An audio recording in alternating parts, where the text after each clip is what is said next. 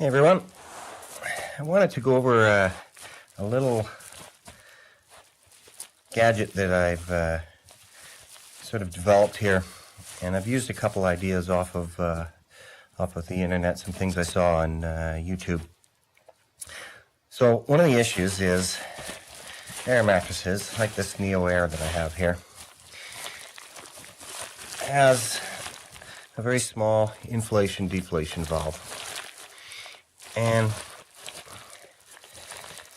so one of the issues you can have with this is obviously it takes a long time to blow up one of the air mattresses.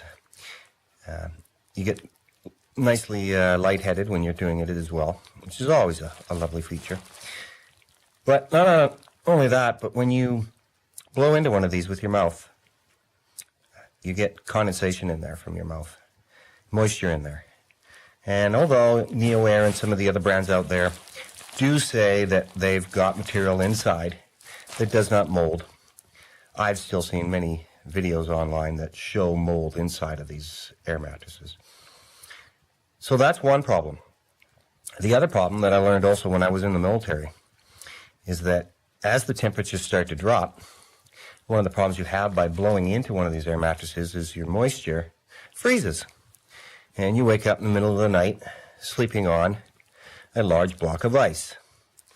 And trust me, I've seen it happen, because people did not want to spend the time trying to blow up their mattresses properly with the bag that was provided. So, along with sort of the same idea, Neo Air does, or Thermarest does make an attachment on here. And then they tell you to cut a hole in a bag, and that attachment is just basically a tube with a bit of a thread piece on it that you put at the end of a bag where you cut a hole in it. So I went along that premise, as well as what I've seen someone using, just a standard white bag like this. And I've seen people that have put this, cut a hole in it, put it over top, and have an elastic band, and they're fiddling with it while they're trying to get this elastic band over top. And then the problem also is, once you've got it inflated, as you're trying to get that bag off and get the seal back up, you've lost some air out of it. So now how do you get that air back in? Of course, you're going to try to use your mouth again. And again, you're defeating the purpose. So what I've done is I've taken a small piece of tubing. You can buy this at any hardware store. And I've cut a hole in the bag and used the elastic band. And of course, the tube wasn't quite large enough. So you can tell I got it a little close to the flame. I just heated it up with a flame till it was soft. And I just kept pushing it down until it had a nice, tight fit. Of which, it's really tight now.